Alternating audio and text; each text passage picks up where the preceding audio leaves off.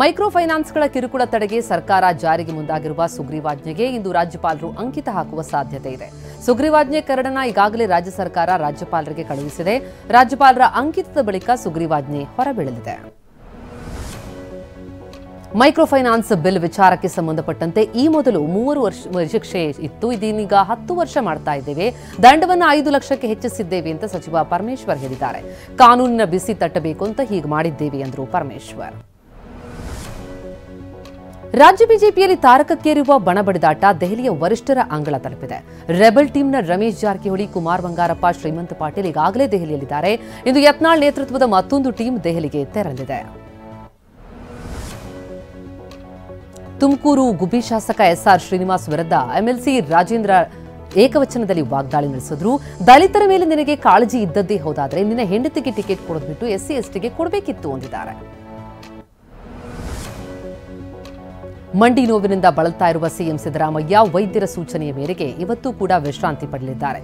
ಯಾವುದೇ ಕಾರ್ಯಕ್ರಮದಲ್ಲಿ ಇವತ್ತು ಕೂಡ ಸಿಎಂ ಭಾಗಿಯಾಗಲ್ಲ. ಮಂಡಿ ನೋವು ಇರೋದ್ರಿಂದ ವೈದ್ಯರು ನೀ ಪ್ಯಾಡ್ ಹಾಕಿದ್ದಾರೆ. ಮಂಡಿ ಮೇಲೆ ಒತ್ತಡ ಬೀಳದಂತೆ ನೋಡಿಕೊಳ್ಳಿ ಎಂದಿದ್ದಾರೆ. ಬೆಂಗಳೂರಿನಲ್ಲಿ ವಾಯು ಮಾಲಿನ್ಯದಿಂದ ಆರೋಗ್ಯದ ಸಮಸ್ಯೆಗಳು ಹೆಚ್ಚಾಗ್ತಾ ಇದ್ದು ಸಾರಿಗೆ ಇಲಾಖೆಯಲ್ಲಿ ಕೆಲ ಬದಲಾವಣೆಗಾಗಿ ಸಚಿವ ದಿನೇಶ್ ಗುಂಡೂರಾವ್ ಸಾರಿಗೆ ಸಚಿವ ರಾಮಲಿಂಗಾರೆಡ್ಡಿ ಅವರಿಗೆ ಪತ್ರ ಬರೆದಿದ್ದಾರೆ. ಇಂಧನ ಬಸ್ ಬದಲಿಸಿ ಇವಿ ಬಸ್ಗಳನ್ನು ಬಳಸಿ ಅಂತ ಮನವಿ ಮಾಡಿದ್ದಾರೆ. ಪಾನಮತ್ತ ಇಬ್ಬರು ವ್ಯಕ್ತಿಗಳು ಬಿಎಂಟಿಸಿ ಬಸ್ನಲ್ಲಿ ಗಲಾಟೆ ಮಾಡಿಕೊಂಡಿದ್ದಾರೆ. ಪ್ರಶ್ನಿಸಿದ ಕಂಡಕ್ಟರ್ ರಾಜಣ್ಣ ಅವರ ಮೇಲೂ ಕೂಡ ಹಲ್ಲೆಗೆ ಯತ್ನಿಸಿದ್ದಾರೆ. ಬೆಂಗಳೂರು ಉತ್ತರ ತಾಲೂಕಿನ ಶಾಂತಿನಗರದ ಬಳಿ ಘಟನೆ ನಡೆದಿದ್ದು ಕಿರಿಕ್ ತೆಗೆದ ಗೋಪಾಲ ಹನುಮಂತಯ್ಯನನ್ನ ಪೊಲೀಸರು ವಶಕ್ಕೆ ಪಡೆದಿದ್ದಾರೆ.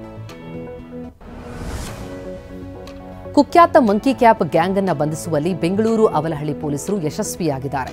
ತಮಿಳುನಾಡು ಮೂಲದ ಚಂದ್ರಪ್ರಕಾಶ್ ಮತ್ತು ಬಂಧಿತ ಚಂದ್ರ ಆರೋಪಿಗಳಿಂದ 8 ಪ್ರಕರಣಗಳಲ್ಲಿ 27,28,000 ಮೌಲ್ಯದ 354 ಗ್ರಾಂ ಚಿನ್ನಾಭರಣ, 3 ಬೈಕ್ಗಳನ್ನು ವಶಕ್ಕೆ ಪಡೆಯಲಾಗಿದೆ. ದಾವಣಗೆರೆ ಹೊನ್ನಾಳಿ ತಾಲೂಕಿನ ಯಕ್ಕನಹಳ್ಳಿಯಲ್ಲಿರುವ ಹ್ಯಾಟ್ಸನ್ ಹಾಲು ಸಂಸ್ಕರಣಾ ಘಟಕ ಮುಚ್ಚುವ ಹಂತಕ್ಕೆ ಬಂದಿದೆ. ಈ ಬಗ್ಗೆ ಆಕ್ರೋಶ ವ್ಯಕ್ತಪಡಿಸಿರುವಂತಹ ಕಾರ್ಮಿಕರು, ರೈತರು ಪ್ರತಿಭಟಿಸಿದ್ದಾರೆ. ಯಾವುದೇ ಕಾರಣಕ್ಕೂ ಬಂದ್ ಆಗಬಾರದು ಅಂತ ಆಗ್ರಹಿಸಿದ್ದಾರೆ. ಹಿರಿಯ ಸಾಹಿತಿ ಹರಿಹರದ ಜೆ ಕಲೀಂ ಬಾಷಾ ನಿಧನರಾಗಿದ್ದಾರೆ. ದಾವಣಗೆರೆ ಜಿಲ್ಲೆ ಹರಿಹರದ ವಿದ್ಯಾನಗರ ನಿವಾಸಿ ಜೆ ಕಲೀಂ ಬಾಷಾ ಬಂಡಾಯ ಸಾಹಿತ್ಯ ಸಂಘಟನೆ ಸಂಚಾಲಕರು, ಮುಸ್ಲಿಂ ಚಿಂತಕರ ಚಾವಡಿ ಸೇರಿದಂತೆ ಹಲವಾರು ಸಂಘಟನೆಗಳಲ್ಲಿ ಗುರುತಿಸಿಕೊಂಡಿದ್ದರು. ಬಾಗಲಕೋಟೆ ನಗರದಲ್ಲಿ ರಾಷ್ಟ್ರೀಯ ಏಕತಾ ಯಾತ್ರೆಯ ಭವ್ಯ ಶೋಭಾಯಾತ್ರೆ ನಡೆಯಿತು. ಕಲಾವಾದ್ಯಗಳ ಮೂಲಕ ಯಾತ್ರಾರ್ಥಿಗಳಿಗೆ ಸ್ವಾಗತ ಕೋರಲಾಯಿತು.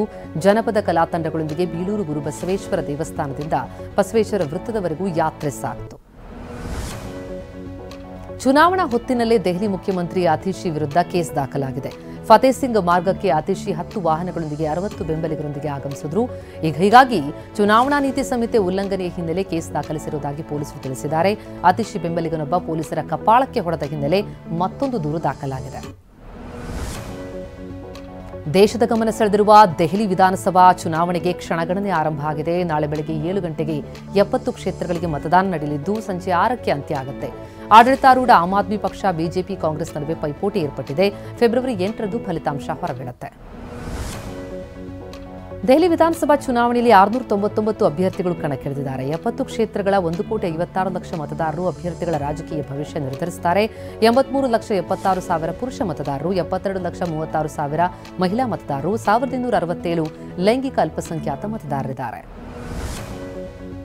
ನಾಳೆ ನಡೆಯಲಿರುವಂತಹ ದೆಹಲಿ ವಿಧಾನಸಭಾ ಚುನಾವಣೆಗೆ ಮಳೆ ಅಡ್ಡಿಪಡಿಸುವ ಸಾಧ್ಯತೆ ಇದೆ. ರಾಷ್ಟ್ರ ರಾಜಧಾನಿಯಲ್ಲಿ ದಟ್ಟ ಮೋಡ ಕವಿದ ವಾತಾವರಣ ಇದೆ. ಗುಡುಗು ಸಹಿತ ಹಗುರ ಮಳೆಯಾಗಲಿದೆ ಅಂತ ಹವಾಮಾನ ಇಲಾಖೆ ಮುನ್ಸೂಚನೆ ಕೊಟ್ಟಿದೆ. ಗುಜರಾತ್ನಲ್ಲಿರುವ ಏಕರೂಪ ನಾಗರಿಕ ಸಂಹಿತೆ ಜಾರಿಗೆ ತರಲು ಅಲ್ಲಿನ ಬಿಜೆಪಿ ಸರ್ಕಾರ ಮುಂದಾಗಿದೆ. ಹೀಗಾಗಿ ಏಕರೂಪ ನಾಗರಿಕ ಸಂಹಿತೆ ಮಾರ್ಗಸೂಚಿಯ ಕರಡು ರಚನೆಗೆ ಸಮಿತಿ ರಚನೆ ಮಾಡಲಾಗಿದೆ. ಸಮಿತಿಯಲ್ಲಿ 3 ರಿಂದ 5 ಸದಸ್ಯರು ಇರಲಿದ್ದಾರೆ ಅಂತ ಮೂಲಗಳು ತಿಳಿಸಿವೆ. ಪ್ರಧಾನಿ ಮೋದಿ ಫೆಬ್ರವರಿ 12, 13ರಂದು ಅಮೆರಿಕ ಪ್ರವಾಸ ಕೈಗೊಳ್ಳುತ್ತಿದ್ದಾರೆ. 2 ದಿನಗಳ ಫ್ರಾನ್ಸ್ ಪ್ರವಾಸದ ಬಳಿಕ ಮೋದಿ ನೇರವಾಗಿ ವಾಷಿಂಗ್ಟನ್ ಡಿಸಿಗೆ ಹೋಗ್ತಾರೆ. ಫೆಬ್ರವರಿ 12ರಂದು ಶ್ವೇತಭವನದಲ್ಲಿ ಅಮೆರಿಕ ಅಧ್ಯಕ್ಷ ಟ್ರಂಪ್ ಭೇಟಿ ಮಾಡಲಿದ್ದಾರೆ.